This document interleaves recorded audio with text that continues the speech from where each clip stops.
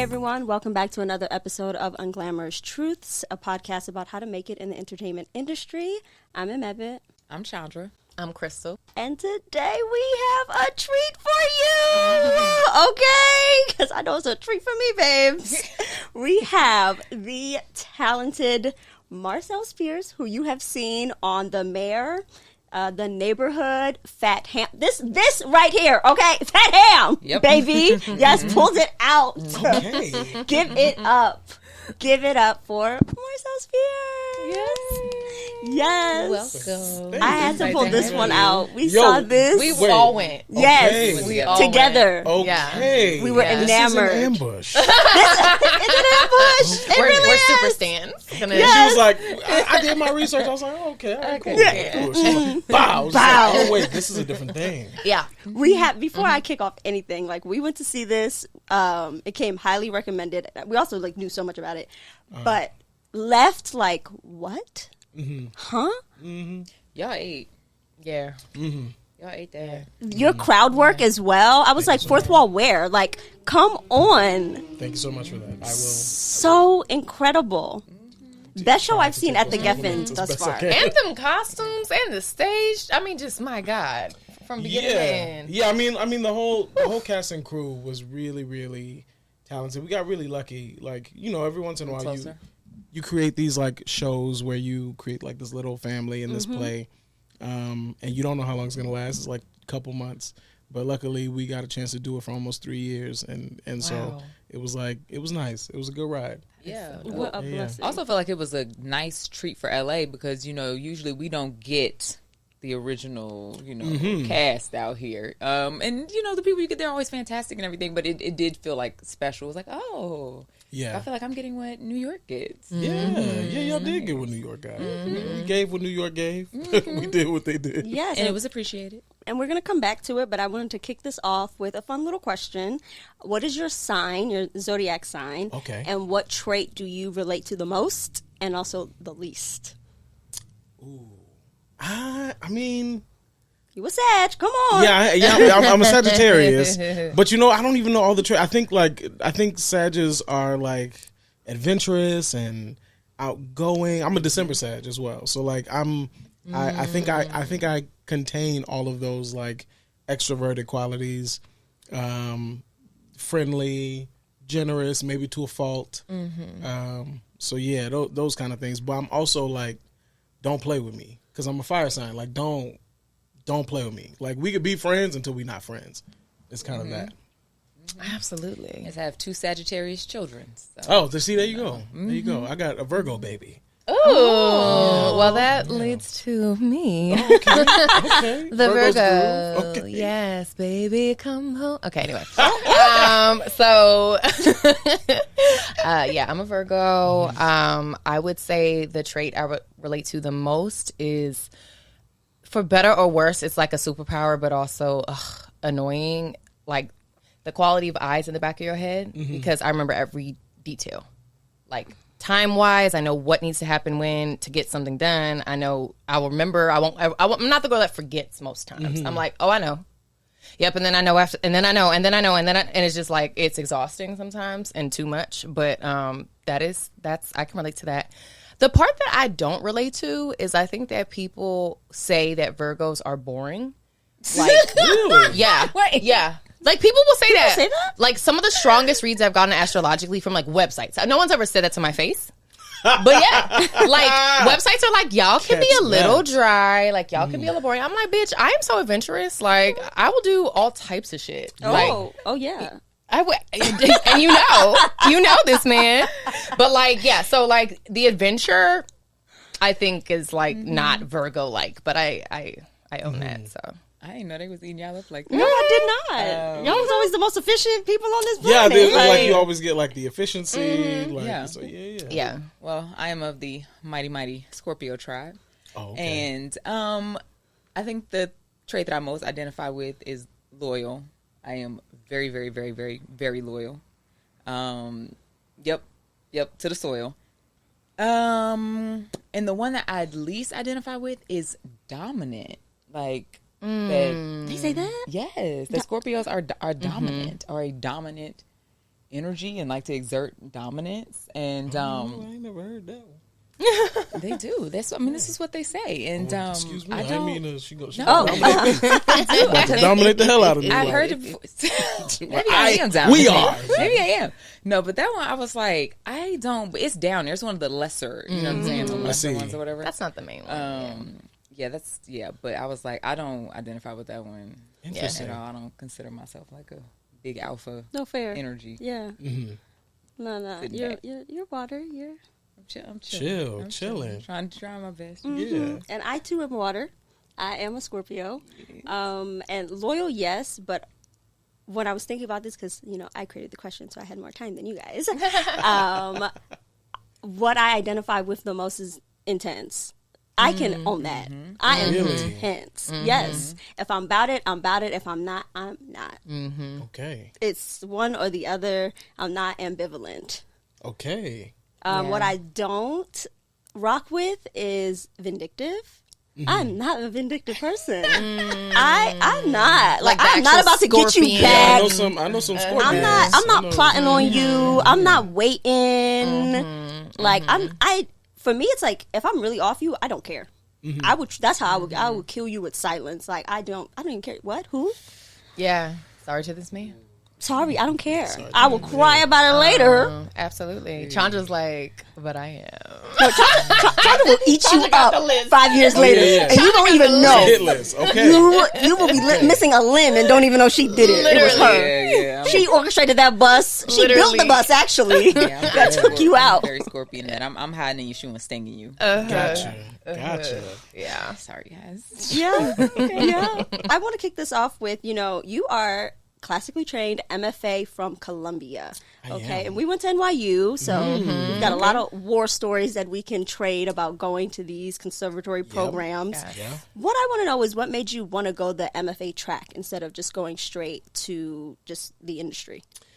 Well, for undergrad, I went to Prairie View A&M University in Houston, Texas, HBCU out there. Okay. You Shout better. out to PV. And I had a teacher there. Both of my teachers, one had went to NYU, one had went to Yale. Just like really talented black artists. And we in the middle of nowhere, like maybe an hour outside of Houston, doing theater. And like really passionate about it and loving what we're doing. And like all really ambitious actors, I felt like, I was just going to go to LA and make it because I'm dope. Like, Yes. can you see me? Like, y'all know what time it is.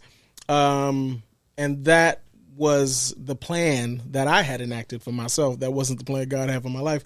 The teachers there were like, hey, you're talented, and we see that there is talent, but maybe there's another option for you instead of just jumping into the industry and seeing what happens.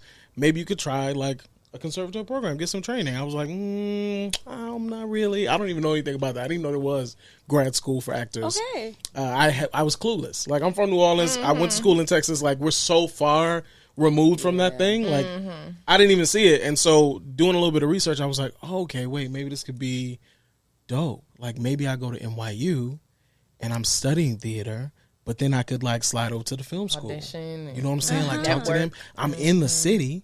They got TV in New York. They got Broadway in New York. Like I could do a little bit of everything. So that was my plan. So I auditioned for every East Coast school that I could, going as far out as Yale. But I was like Rutgers, Columbia, NYU, like any school that was over there, I was auditioning. And I got into Columbia. And that's kind of like the deal that I made with myself to where like, if you get in, great. If you get in, then you get in. If you don't get in, then you don't get in. And like, we'll just play the cards that are dealt. And so that's the card that was dealt to me. So I went to Columbia. Now, what takeaways do you have from grad school? I think I went to grad school, and it's such a tricky thing because, and you guys understand it too, like going into these conservatory programs and being a person of color, like it's not really designed for us or to hold space for us because they have this like very Eurocentric idea of like breaking someone down and building them up. Lord Jesus. With these like classic European masters of the craft or whatever the case may be. So we got to like just beat all of the stuff that made you special and made us want to accept you into the school out of you so that we can like raise you up in the way that we think you should be. And I really wasn't feeling that. That wasn't really my thing. I felt like the training that I had got from my undergrad and like being in a black space and really just like my entire life, like New Orleans is a predominantly black city. So I was steeped and grew up in that. And that's where like I first started acting and like storytelling, not even taking acting serious. Then I went to an HBCU where again, it's just black artists all around me. I go to this new school and it's all these people saying that this is how this thing is supposed to be done. And I'm just like, I've been doing it and I've been seeing people do it. And so I was lucky in that I was spared sort of the anxiety of trying to figure out if I fit in or if I'm good enough because I had mentors that were like there to cover me and like to hold space for me and be like, hey man, don't let nobody train your grandmother out of you. Like don't let nobody take. Who were some of the mentors? Brandon Durden. Brandon Durden, he's an actor in New York. Really, really talented actor, director. But he just so happened to be working at the Signature Theater at the time in my first year at grad school. So I was like, I'm just going to go see this play. I saw this play. They were doing piano lesson. He played Boy Willie. It was phenomenal. So I stalked him. I stayed after, like long after. Everybody was saying whatever they could. Me and my girlfriend at the time, we like waited. And I hit him up and I was like, look, I don't want to take too much of your time, but if we grab some coffee or something like that, like I just started going to school at Columbia and he took me under his wing and then introduced me to Ruben Santiago Hudson Jr., who also became a mentor. And these brothers, they just like, they looked out in a way that I really needed. And also not just looking out, but they were also shining examples. Like they walked the talk, they did their thing. And that gave me a window into something that wasn't the four walls of the basement of the school that I was like learning in. And it just allowed me to like keep my feet on the ground a little bit. I also went to NBT a lot, National Black Theater of Harlem. Like I was there as often as I could. I was a reader. I did auditions. I held programs. Like I was just trying to be in the space. And I think that helped me. And I feel like when you go to these conservatory programs, like you go with the expectation to get like the tools that you need. And you might not always get them from your teachers. Like you can still get the tools. They're there. You just sometimes got to excavate the area a little bit for it. And I think that I was lucky to realize that I could do that. And even just socially, how did you reconcile coming from an HBCU now socializing with like students at a PWI? Yeah. I went in with the mentality because I don't know why I operate like this, but sometimes I like to have a little chip on my shoulder. Like when I'm navigating the industry, like I like to have a little bit like a little underdog in me. And so I kept convincing myself that I had tricked them into letting me into the school. I swear, like I was just like, yeah, man, they don't even know. They got the wrong. I got up in here. I'm in this white people school, man. Right? They got a real nigga in the school now. And so I kept navigating the space with the assumption that like I was like infiltrating something, and I was just there to just get all of this good white knowledge and then pair it. You know what I'm saying? Pair what I got, and I'm just gonna make something else. And so I think going into this space and being like, yeah, I'm just going to take these white people money. You know what I'm saying? I'm going to take this knowledge and I'm just going to do my thing. I think, smart. Yeah, I mean, first of all, that's the game plan. A trauma response as well. It is a trauma response, but also that's the game plan. Like, go in there and get the man's money. Like, absolutely. So it's one of those situations where, like, because I had that mentality, I looked for other underdogs, and I built my community of underdogs. So even in school, like, you know, and those weird conservatory programs, like, you get so caught into like, this is the whole world. Yeah. This group, my class, this group, this is the whole world. Who's the most marketable in the class, and who's the most this, and who got an agent first, and who's not going to get signed, and who's figured it out, or who got a stylist. And you know what's crazy too is I feel like that's a big difference between grad and undergrad, because like us going for undergrad, they're not, I don't even think we were ready yet necessarily to have the mindset of thinking about all the businessy stuff. Like, we just like, I'm trying to learn this technique and be the best actor I can be. But I saw from people that went to NYU grad that it's a different ball game. People kind of come in with a little ego, like, well, okay, what's actually going on in here? Like, who's the one? Who's the marketable one? Who's already done this, that, and the third? And like, there's pluses and cons to both. But I think that I do enjoy that I felt like it was a freer atmosphere without as quite as there was pressure. But I think towards the end, as you are approaching, you're getting out because people are starting to get signed, things are starting to happen, and it starts to become a thing of who's going to actually be doing this and who is just going to be waitressing for the next 30 years. Yep. You know, and so also at NYU discouraged anything industry related. Yes. They're like, you're here. To learn. We do not want you to audition. Yeah, they did that to us too. They were like, don't do any outside work. No outside work. Just focus here, learn, get the tools. And I was like, because we don't want you to drop out after you become a star. They trying to again that mentality. They trying to stop my hustle. Like I'm gonna do as much as I can. And so it's one of those situations where I built my community with people who sort of had that mindset. I wasn't like impervious to this idea of the industry and what that meant and what that looked like on the outside. But I kept approaching it to where it was just like, I snuck in here, so I'm trying to get as much out of this as I possibly can. That is so fun. And I'm trying to and then also the schools there have these weird little cliques. Like you got the Juilliards, you got the NYUs, you got the Yales, and I was like, I'm just gonna talk to all the black people. I'm gonna get to know all the black people in my year, in the year ahead of me, in the year behind me. I'm just going to get to know as many of these people as I can. I'm going to try to build as much community as I can. Yes. And I think that really served me. Yes. Now, what was the actor grind for you when you first got out and in New York City? How did you support yourself? Did you have to get a survival job? Definitely did. I was teaching. I was student teaching. I was a teaching artist. Because, in New York, they have art schools. They don't always have arts programs. So some of the schools supplement their arts programs with teaching artists, and you'll have different companies. What was the teaching artist company? Now is leadership. I did leadership, and there was one more. Okay, because there's creative arts team. I didn't know if you knew about that one. That's the one I did. Yeah, I didn't do that one. Okay. I did leadership program, and there was another one that I did. Okay, where they send you to? Because we were going straight to the Bronx with. I was everywhere, and the crazy thing is, I am hood adjacent. I grew up in and around it, but I'm not a hood nigga. And it's one of those situations where the organizers for these teaching programs see that and they be like, we're gonna send you. Absolutely. We're gonna send you to Brooklyn. You the one the kids need. You going to the Bronx. You going up. They need to see you. They saw what you thought Columbia didn't see. You're gonna make the difference. You're a success story. And so now I'm sitting up here with these kids in New York, and children in New York are crazy. Insane. And look, from Brooklyn, children in New York are you walk in there, you're just all right, everybody. This is when I'm Mr. Marcel, and it's just man, it's immediately, they will test you, and if you survive the test, then you can educate. Then you good though. Then you can educate. Yeah. But you're gonna have to earn it. Well, it's so I have a little story about that. This is a life hack for how you survive as a teaching artist in the hooded schools ever. So creative arts team, because everyone was black on creative arts team, and like you said, hood adjacent. So they taught us. They're this is how you get them. They were you go in there, motherfucker, and you start a fight.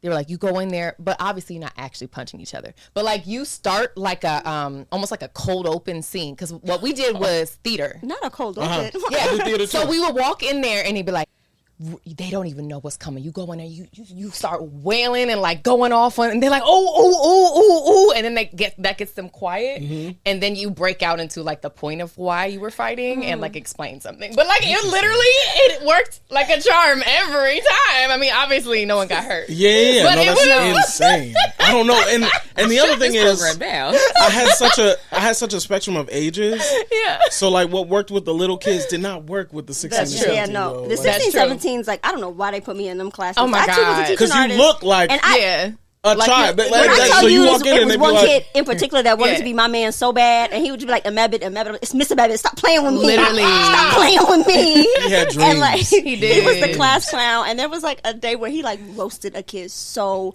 bad. You laughed. No, I wanted to. You laughed. No, he was you want to laugh for Mebit. You want to laugh. And I was just I'm going to kick you out. You need to stop. But I did want to. It was so funny, and I was I do not belong here. I don't have the temperament. How do teachers immediately get upset? I want to laugh, but I can't step on this kid.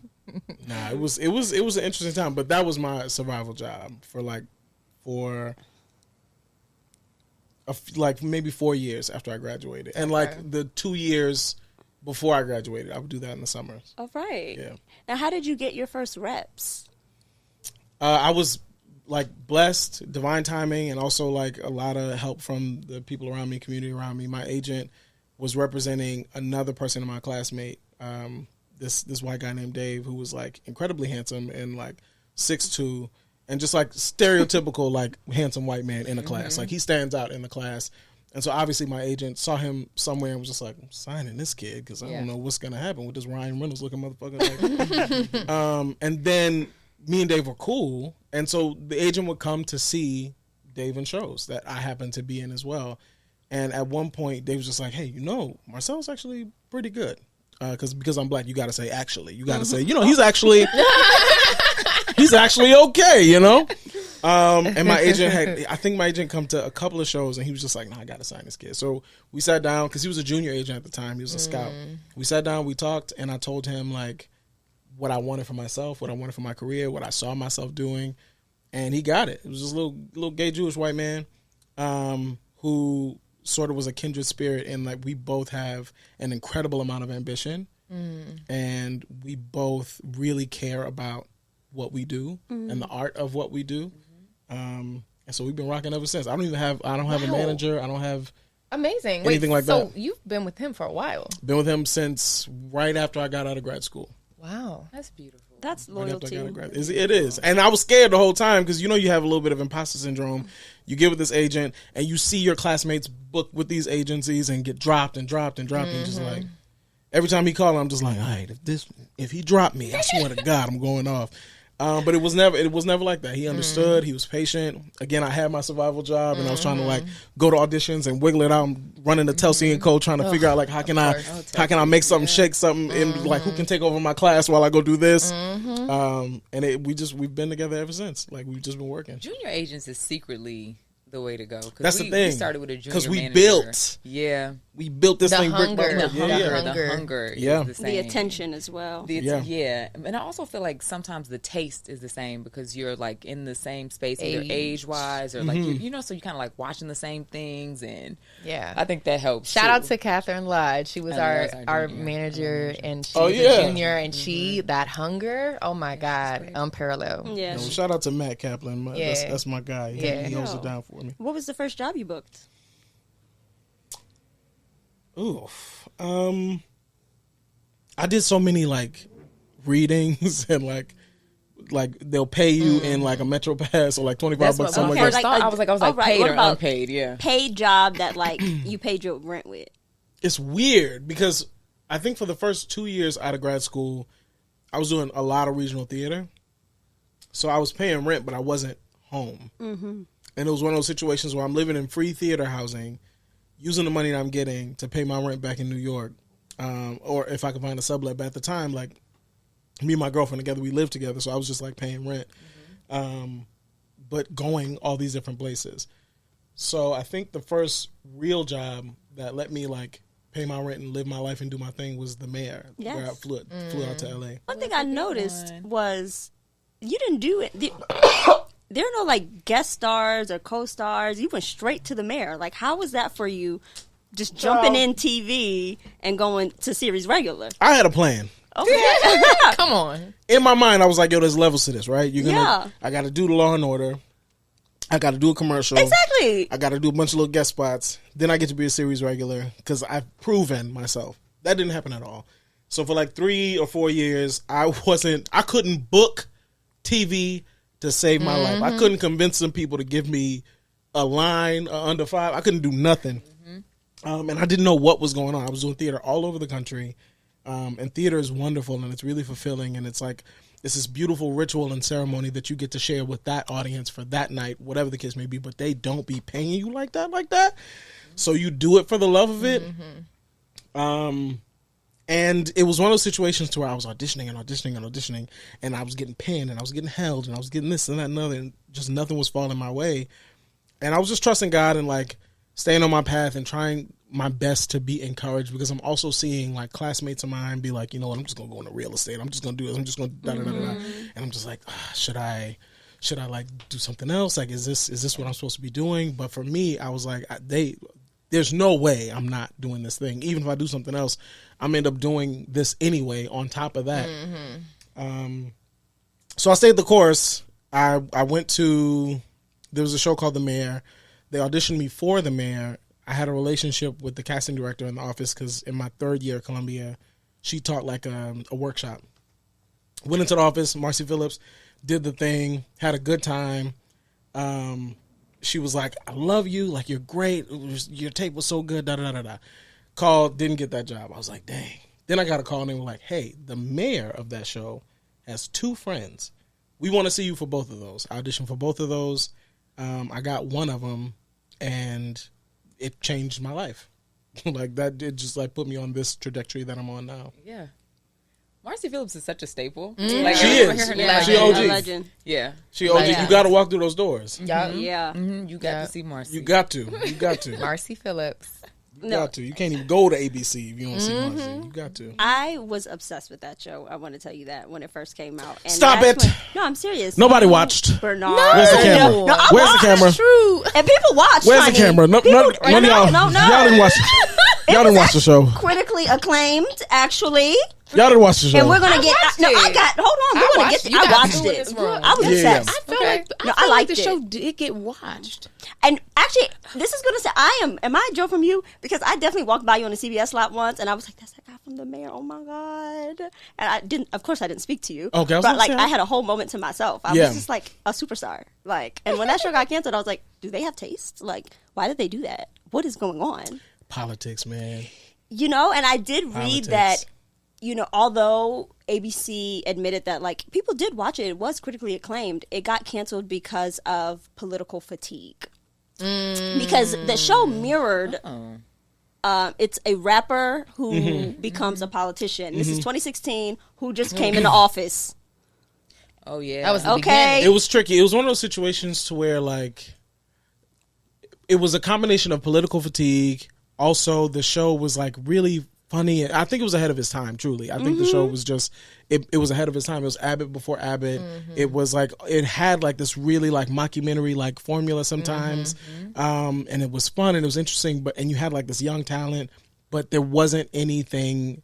What they say in the business is it didn't have legs. Like it's a great show, but we didn't have enough push to like get us to the place where we could like really develop it in a way that I think was wonderful. Also, like ABC was in the midst of like changing of the guard kind of situation. So a lot of the people that advocated for our show left. were going away. And so it was just, it was one of those things, man. It happens to shows all the time, especially good shows. It happens all the time where like somebody is championing your show and then they get laid off. Yep. And Yep. once you lose that advocate, Oof. like Let's so, talk It's about over. it. Yeah. Is that from in every stage too? It happens in development. Yep, happened to us. Developing, yep, many times.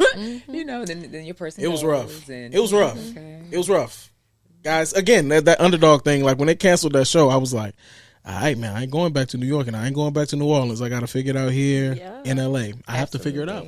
And you were able to work with your castmates again, like in other projects, like Yvette in Yeah, Yvette wrote about Always a Always a Bridesmaid. Bridesmaid, Yeah. Bernard in Remember. Mm-hmm. Yes, so like you too are like big on like building community in Always. the same way that we are, and like how advantageous has that been in not only just your career but just like your morale. I always see what I do as a gift, and I feel like acting is such a team sport. What we do is so community centered. Even if you don't feel like the community of your audience immediately because of the medium, like we're doing it for cameras, like the people that you do it with become your community.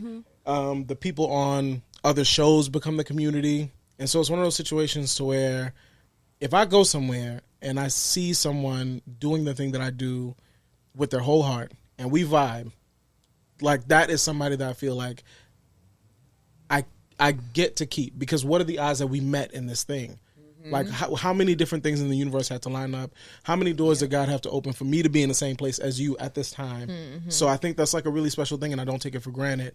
And I think that's kind of how I've always done it, because again, I don't feel like I made it here on my own. I feel like I needed a lot of community, and so I try to invest in my community as much as I possibly can. Are there any behind the scenes blessings that have come from your community? Yeah, Yvette Nicole Brown helped me get my first apartment here. She paid, because I had a bunch of student debt. I didn't have any housing history in LA. So when I came here to do the mayor, and we didn't get that check yet. Like, you got the job. That check don't come for like 3-4 weeks. Like, you got to wait for that thing. So, like, I'm sitting there. They gave us a stipend to move. But the stipend wasn't enough to cover, like, first month's, last month's deposit, which they were asking for from me. And I'm still in rehearsals and stuff like that. I'm staying with a friend. I'm, like, trying to figure stuff out. And I'm talking to Yvette, and she was just like, well, how much do you need for the deposit? And I was like, nah, I can't ask Yvette Nicole Brown. Like, I've been seeing this since Girlfriends Community. Like, I've been seeing this woman. I cannot. She was like, how much do you need? And I told her, and she was like, okay, boom. She gave me the deposit so I could get my house, my first apartment in L.A.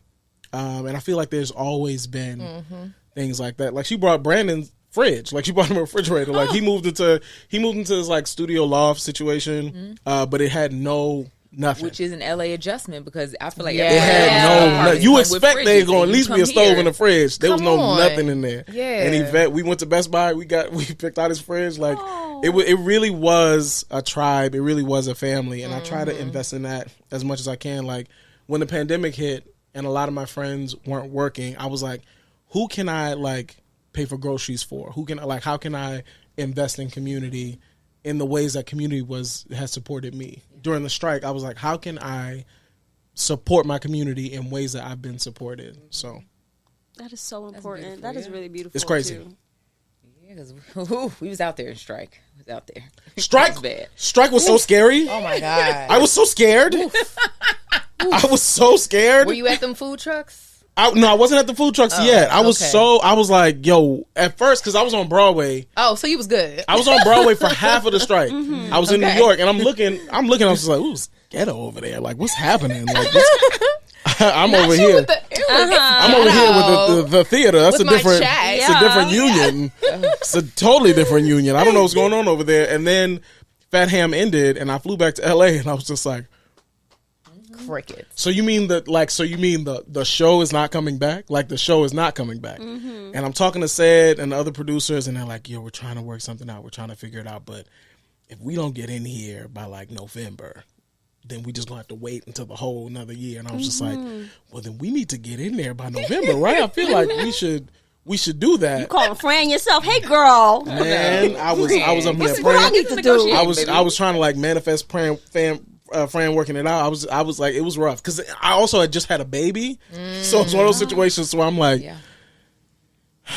okay, so I have a master's degree. Am I gonna go teach or what am I gonna do? Like, how am I gonna make this work? It was intense. Have you ever had any close calls like that? Yes, girl.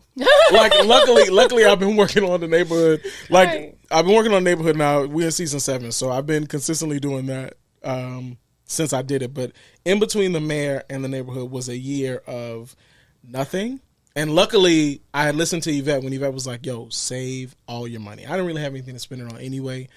So I saved all my money, like, or the majority of it that I didn't have to pay taxes on. And as soon as they canceled the show, I remember they canceled the show.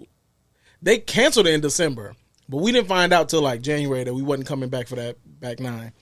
So, and we found out via deadline drop, and I was just like, dang, oh no! Yes! I was just about to ask how you found that. Punch to the gut. Cold. That's nasty we had work. a group chat. We had a group chat, the cast.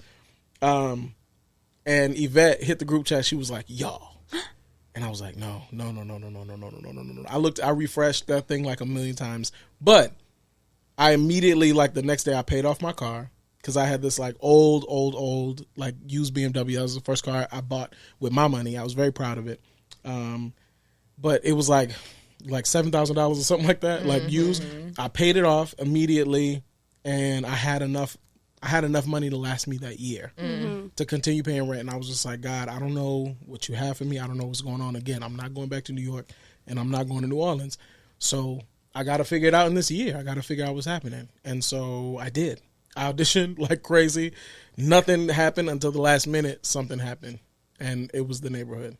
And so I had a moment where I was like, it was getting itchy. Also, during the pandemic, it got a little, because I'm not making said money yet, and I just saw Abbott released what everybody got paid on there, and I'm just like, that looks nice. That was real nice. I'm trying to see what that be like. And so during the pandemic and during the strike were times where I was just like, okay, all right. Because I take care of my grandmother full time. Like like it's one of those, again, I'm community oriented, and so I don't necessarily consider it survivor's guilt, but I feel like when you're in a position like this and you come from a community like mine, which so many of us do, that money is not just your money. Mm-hmm. Now you have the responsibility now, the burden or the duty to manage it in such a way that you don't overextend yourself. And that's something I had to learn like a really, really hard way. But I also understood that the blessing of this thing that I had been given also allows me to bless other people. And so like looking after my grandmother was not even it wasn't even a question. It wasn't even a question. It wasn't even a question. So I had some close calls. Okay. Yeah. And now being on The Neighborhood, you were working with comedy legends. Yes. All right. Yes. Now, Yes. What is the pace of working on a show like this? So it's a multicam show, which is different from a single cam show. Single cam would be like Abbott or Modern Family, something like that. Multicam is like Fresh Prince of Bel-Air and The Neighborhood. The pace is we film 2 days out of the week. There's like a pre-tape day, which is like less pressure. And then there's a tape day, which is full audience. Like we do the whole shebang and bang in front of a live audience kind of situation. And then the other days of the week, we rehearse. So we get a script. Our schedule is we get a script on Wednesday. We read that script. We rehearse that script Wednesday, Thursday, Friday. Monday, we do our pre-tape. And then Tuesday would be like the big show. Since the pandemic, we haven't had our full live audience. Haven't. Still not bad. Because it costs money. You got to have all this insurance. You got to do all this stuff. You got to feed the people, the little Subway sandwiches. You got like, so what we have now are laughers that come onto the show. And so they're basically like paid. They're just paid there to watch our show. Like they're paid to come in and laugh. I know. I like this job. I want to go to that audition. I want to see that audition. You do like that job. Do they audition? The first time you hear the joke and the first time you see the scene, you really like that job. When we be on take 10, you be like, but you still gotta hit them with the. Is it they got the lights? They got the lights that say laugh. No, we don't have the laugh sign. Oh my God, that is hilarious. We don't. Bitch, give me that round one laugh. Yeah. We need. Hey, wake Same up! energy. Wake up in there. The first thing they'll look at them like, hey, y'all, did y'all hear that? Cedric just said something. That? We're doing pickups. Go ahead. Go ahead in the dress. Yeah, so that's the pace of it. And then when it comes to the work, it doesn't feel like work. Sometimes it feels like this like theater troupe of actors that I get to work with and grow with and learn with and play off of. And that's kind of the vibe. Obviously, Cedric is a king of comedy, but he is like, I don't think people know this about him either. He's like a master producer, like behind the scenes. Like he is really, him and Aaron Kaplan and like our showrunners, they shape our show. Like he really is like trying to figure out how to guide this show. It's important for him to have like this black family on this show and like telling the story of these people, and then having Max and Beth come in as like sort of the yin to the yang and like tell this story of this community, bridging the gap of their differences and being like whatever they're doing. So we have a lot of fun doing it, but Sid is also like in the background, like we'll do something and he'll be like, circle it. Okay, so that sucked. All right, my bad. Did I just kill a joke, guys? I didn't do it good? Don't fire me, please. Now, what stories do you have or can you share about mad stories when trying to keep up goes wrong? I don't even know if it's trying to keep up goes wrong. It's just learning how to do something. When the first season, I was like, the first pilot episode, I was scared, petrified to do anything. I was just like hitting the numbers, doing the thing. But I also realized that like Ced was like playing, like he was improvising, he's coming off the cuff. Yeah. And I do that. I have an improv background, so I was like, I want to play too. Like, let me do my thing. You can't. I'm doing my thing, and they're like, "Hey, what are you doing? What are you doing?" Yeah. You're the straight man. Yeah. So I had to shut up. I'm not even straight man, but I just had to shut up, say the lines that's on the page, not because I couldn't do it, but because there's like an etiquette to it. Like you can't just come on there and just do whatever you do. That's not how this thing works. Also, there has to be a trust because there's a relationship there, and you have to respect the writers that like there's a staffer who like really wrote this joke, and it's the only joke they got in that episode. They really like they worked it. The people in the room are like, I don't know if it's gonna work. He's like, no, trust me, it's gonna work. You get out there and then you want to do something else. They don't get a chance to like, come on, man. That's other people are creating too. So you have to have like a team effort thing. What I learned is the time for me to be playful and to like come off the cuff and improv is in rehearsals. That Wednesday, Thursday, Friday when we're rehearsing the script, that's the time for me to be like, hey, Sid, I want to let me say this thing. I do that. The writers hear it. And they can adjust. They can make the change so that it can make it in the episode. And then if I do that enough, they're like, oh, Marcel's Funny. good. Like he can do this. He can do it. So now I have a little more liberty and a little more leeway to get out there and on like, the day. Blah, blah, blah, blah, blah. But in the beginning, I did not have that. In the beginning, it was like, hey, what is this? What is he doing? Got it. Like Sid is doing a thing, he's riffing, and I'm in there, I'm riffing. And they looking at you like, We gotta get out of here. Right. What is this? Cut. time is money. Nigga, what are you doing? They hit Like, you with the like, now give me my money. Yeah, it's and like, then it's shit, your like, turn, stop. and it's Nah, it was interesting. So I learned the etiquette of or the process of like creating those things and coming up. Okay, so how is it working with Tashina Arnold? It's fantastic. Tashina Arnold is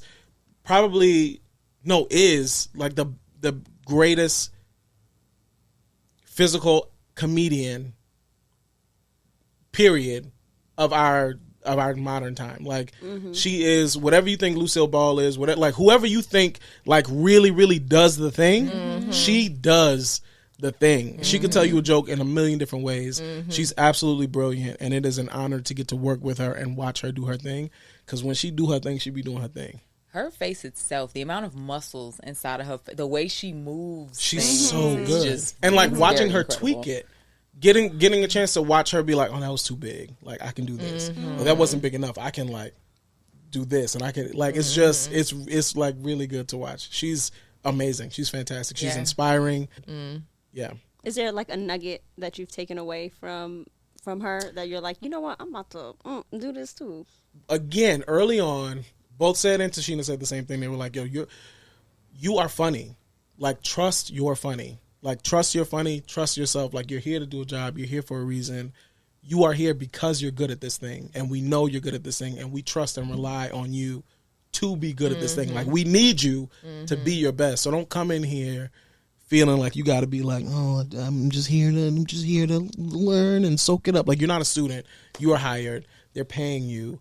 Like, do your thing. And so Tashina's always encouraged, and maybe encouraged too much, me to like really go for the thing. She could be a bad influence sometimes. She'll egg it on. She'll egg it on. Max will egg it on. Honestly, our cast is full of class clowns. It's not a good mix for like Getting things done. for like, especially when there's a new director and we on there just talking shit. Like we're just in there just like doing whatever we do. It could be a little. It's like you got to wrangle these clowns. Like you have this Well, I can cast. certainly imagine being a new director and it's 7 seasons in, and where you guys have a rhythm and you know what you're doing. Like we know what the show is, Right. So we're like, and it's a lot of fun. I really like this job. Is such a blessing. It's one of those situations. I think Tyler James Williams just did a panel where he was like, "This is the good times. Like be in the present." And I've been feeling that the entire time I've been doing the show, where I'm like, I know I'm gonna look back and be proud of the work that we did, but just really enjoy working with the people that I'm working with. So I'm having a blast doing that. That's dope. Yeah. Now, having worked both, like, TV and Broadway, what is an unglamorous truth you can give us about Broadway? So there's some unglamorous moments. I think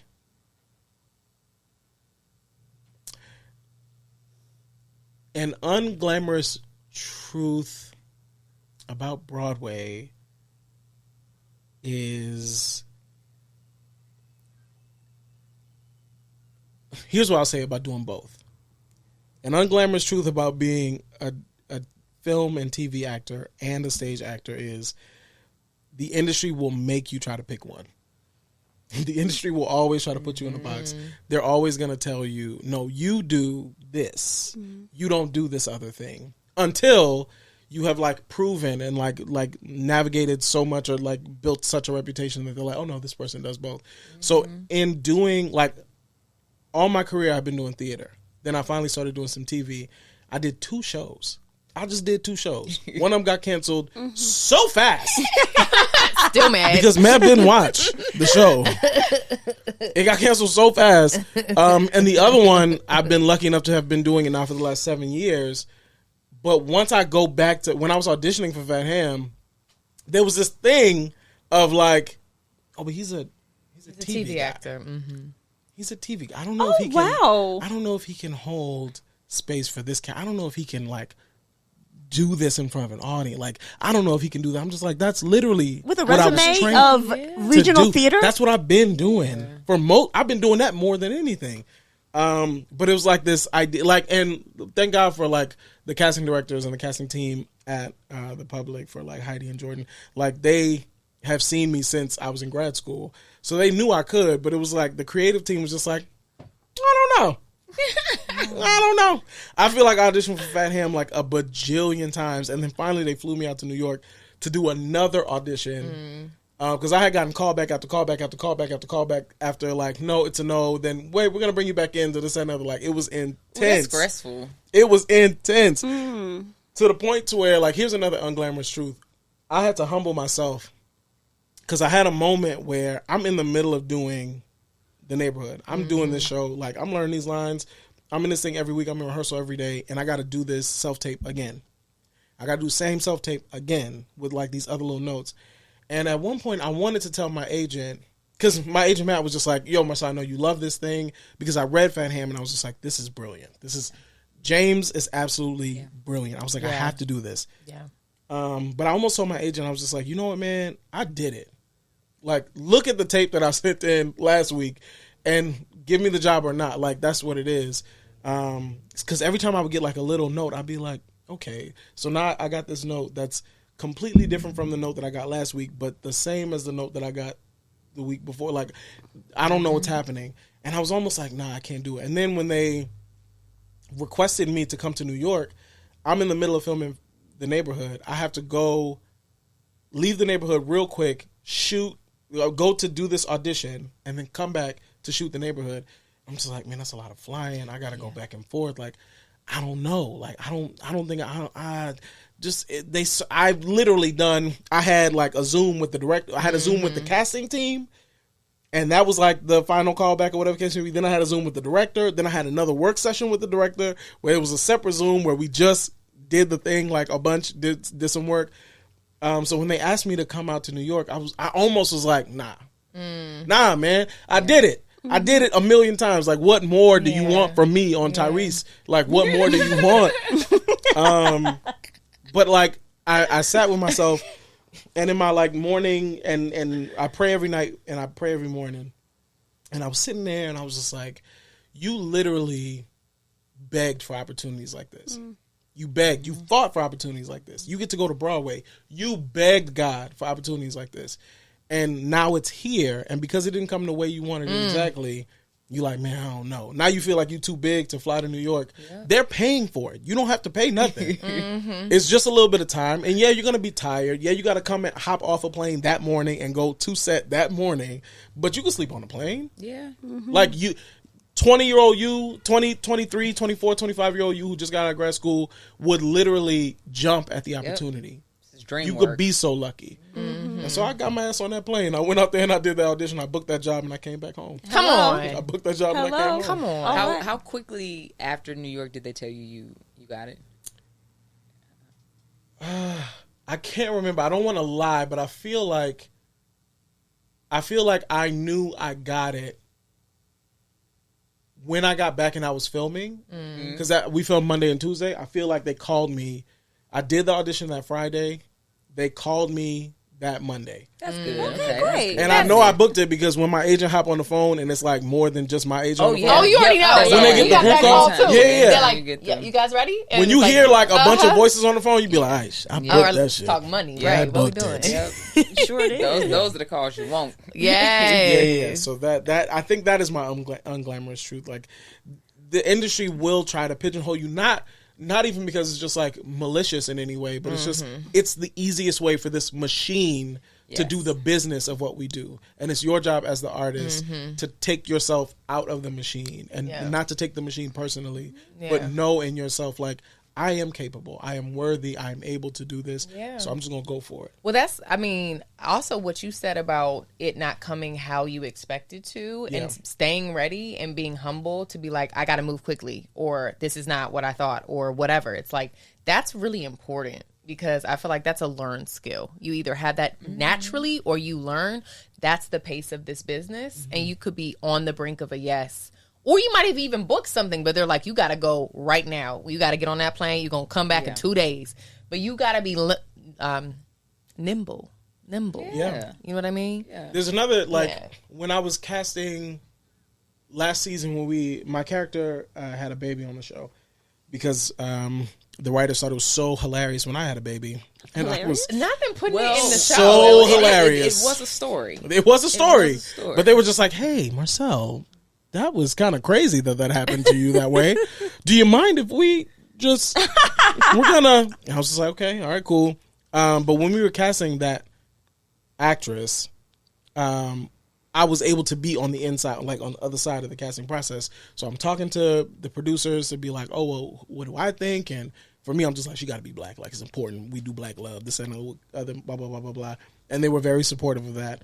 And one of the things that I noticed was, like, there were actresses that would come in super prepared, whatever the case may be, and they have no idea. There are these, like, my producer loves her, absolutely loves her, is rooting for her, fighting for her. She don't have no idea. And then there were some actresses who, like, didn't come in. Because, again, you get that phone call and you're just like, I did the audition, I did the callback, I did that. So I'm not going to come in to read. I'm not going to do this. And, like, working actresses who chose not to, they were just like, look, man, my work speaks for itself. If you either want me or you don't, I'm not coming in. And working actresses who came in. And it's one of those situations where, like, what was so important about that character was the relationship between Marty and that person and our chemistry together. And so they needed to be in the room. Yeah. And there were people that these producers are rooting for, begging for, wanting, but they're not there. And so I think that was one of those things to where it confirmed for me, like, it may not happen the way that you want it, but you never know. You gotta show up. Yeah. You gotta show up because you never know what that situation is. And even when you show up in the room and you see, oh man, they got her here, they got her here, they got her here, and I know she can go. You have no idea. As soon as you leave out of the room, there's somebody that's like, this person is amazing. And I know that person that you just saw was amazing, but this person is the one. It's like, it was crazy. And it really took it. What I took away from that, the unglamorous truth is, once you get to that part of the final callback or the screen test or whatever the case may be, you booked the job. Right now, it's not even about you. You did everything you were supposed to do. Just keep doing what you do, because at this point now it's about, like, does this person look good with this person else? Does this person's, like, humor match with this other person or whatever? Like, it's not even about your talent. It's like you already got it. So just, like, give yourself that grace and give yourself that space to know, even though you got to pay rent and you didn't book the thing, like you were enough. You were more than enough. It wasn't even about you. That's why I think it's beautiful when people do get a chance to be on the other side of things. I think as actors, it's really important if you can, because you can see it. You can see that there's so many factors involved. Yeah, and I mean, I'm from New Orleans, so I put a little bit of hoodoo on what I do. Like, if you don't cast me, you missed it. If you didn't cast me, you missed it. If you didn't cast me, it's never going to be as good as it could have been. Because, again, I like to play with a little bit of a chip on my shoulder. So if I got something and I got that close, I'm just like, oh, you missed out. You missed out. The Scorpio on me missed out. You missed out. You just missed it. Like, I could have did that way better than whoever you got. I know you got Michael B. Jordan, but I could have did that better. Like, I get it. I see who you got. Me. I could have did that better. I see you have, like, a very like a talented person. I could have did it. Could have did it way better. Gladiator, Denzel, why? Exactly. I'm just like, nah, it could have been me. It could have been me. Like, there was a character that I auditioned for that Lil Rel got. Obviously, I am, like, there's an age difference. It was not my job. No. I wasn't supposed to do that job. And Lil Rel did an amazing job. But I was just like, really? That's what you guys want to do? Okay. I love this. Sure. Chip he wants to be I could be a father of a teenager. You don't know. Hey. I did so good. No, that's right. Yes. Well, I love that. I'm going to transition to a segment we call Bootleg Fabulous. Tips and tricks on how to make it, on the low. Okay. And this one is, what is like the most bootleg thing you did to pull off a self-tape or audition? While y'all think, I'll kick it off. Okay. Mine is not that long ago.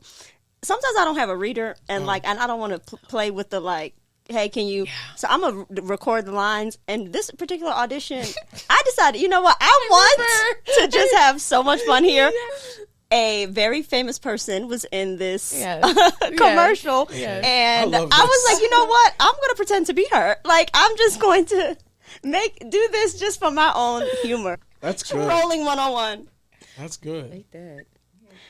What you do, Chris? I gotta think. I mean, I think all actors and all commercial actors literally have the thing that people don't know when you're auditioning for commercials is the setup and how ghetto it can be. It's like you could be nailing it, but you might have a stack of 20 books. Yeah, that's your tripod. Before you went and get that tripod, you might have been filming in the crack of the kitchen corner, because it stood up correctly and that was the angle you needed to get that shot. You know what I mean? So I think a lot of just framing I think if people could see, if these walls could talk, what was behind the setup, it's been pretty funny sometimes. I think, okay, so I had this director's callback for a very big movie, one of the movies where you got the NDA. Yeah. But I was filming Southside at the time, and I was also 5 months pregnant, and so there was just a lot going on.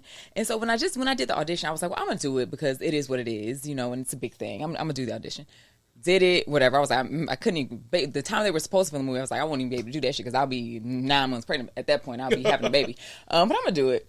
And then that damn director's callback came, and I was like, oh my God. And they were like, can you meet the director tomorrow? I had not learned the lines. So when I did the audition, I just had, it's taping myself. I had the script up, whatever. And so I still did not have time to really learn the lines. It was 3 very lengthy, very in-depth sides.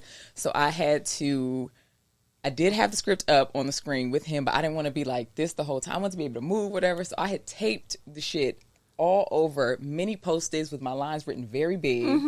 So I had to, spend quite a bit of time. And then in retrospect, I'm like, damn, I could probably use that time to learn them lines instead of taping everything up. Writing everything down big. Oh, girl, get a teleprompter. Yeah, exactly. Teleprompter app. But you know what? This was before I knew about teleprompter app. This was before I hadn't been put on. No. And so I had that shit everywhere. And then I remember the final, he was like, you know what? Let's just throw the lines away. And I was like, yes, say less. Yes. I would love to. Thank you. Please give me the opportunity to throw these lines away because I don't know. Jesus. No, I guess my what is it? What is the prompt? A bootleg thing you've done to yeah, I've done the audition. teleprompter when I've had, especially some of these theater auditions, which when you're in the room, you got to be in the room. You got to be off book. But if I'm at my house and you just sent me this a day ago and you want me to get these 20 pages, which I feel I think in the UK, they pay you after a certain amount of pages. I should get paid because, why did you send me all of these sides? A Bible. Why did you send me all of this? Is the whole character's arc. Why did I get all of this? You picked 2. So I would do a teleprompter app. Also, I learned the hard way. Here's the thing. It's a blessing being in a city like New York or LA where you have access to actors. You have community. You're like, yo, I'm doing this self-tape. Can you pull up? Or they have all these companies now that have popped up that you could go to their random little studio, whatever the case may be, and do a thing. When I go back home to New Orleans or Texas, I don't have that. So it's my mom. I already know what she was going to say. My readers are my aunts, heavily accented people who are not artists. They're trying, bless their heart, but they not keeping up with me. I'm doing my best acting, and it's just wait a minute, don't go in that store. Why did? Oh, hold on. Why did you do that, officer? And I'm just I'm not going to get this job. I'm not going to get this job. I know I'm not. Yes. So my bootleg hack is I will call a friend and be like, look, record these lines for me, please. And I will splice it in this video. Like, I will figure out a way to edit this in my phone. Right. Because I have learned I've been through some hard auditions where I'll be like, looking back, I'm like, oh no. Yeah. Someone needs to call an ambulance. Oh, no. And they'll tell you like, oh, the reader doesn't matter. We're not paying attention. It matters. It can't affect your timing. It's in there. Absolutely. It's in the ear. Absolutely. The timing is there, and you especially if it's like a dramatic thing. My mom read me once, and my mom she's a teacher, so she's like very she's a kids teacher. She's very animated. She always read to us when we were little. I think that's part of where I get a little bit of my acting thing from. But she was so into it. Yeah. Bless her heart. Yeah. And she was like doing the thing, and I was just like, yeah. She was doing voices, and I was just like, because it's like different characters. So she differentiates the characters by giving each character a different voice. For sure. So if I'm talking to 3 people in the room, and she's 2 out of the 3, she gonna do the She thing. She's gonna be like, well, I don't know. And I'm just I like, love it. No, with mom auditions, mom auditions are crazy. Can't ever do that again. My mom was she went to Duke Ellington in DC as an arts kid. So you know what I mean? Like, so she's in it. Oh, she's in it. She's in it. I'm in character. My mom went off book as my reader. Oh. My mom started creating lines. Let's go rap. Yes, she went off book and she started singing because my character was like humming and she started joining in with me and I had to stop the tape. I was like, Mom, you got to stop. Like, I'm so excited you're excited. But like, mommy, so excited. Well, you gotta send us that. And footage. I know you want me to book this. Yes, I know you do. no, she wanted to book it. Yeah. She wanted to book it. But Oh, we can God. both be there, Mom. It's fine. Oh, I wish we had so much more time. We have to wrap this up. This was such a pleasure. Thank you so much for being here. We may have to run this back for a part 2 because I would love to. so many questions that I didn't even get to. I would love. I got so many stories that we didn't get to. Yeah, I Yeah, would love to. this. Yeah. Thank you. All right, thank you guys so much for tuning in. I'm Amebit. You can find me at Amebit Bayene. I'm Chandra. You can find me at Chani. I'm Crystal. You can find me at _Chris. And I'm Marcel Spears. You can find me at Mr. Marcel Spears. And we are Unglamorous Truths. You can find our podcast at Unglamorous Truths on all socials, and you can stream us wherever you find yours.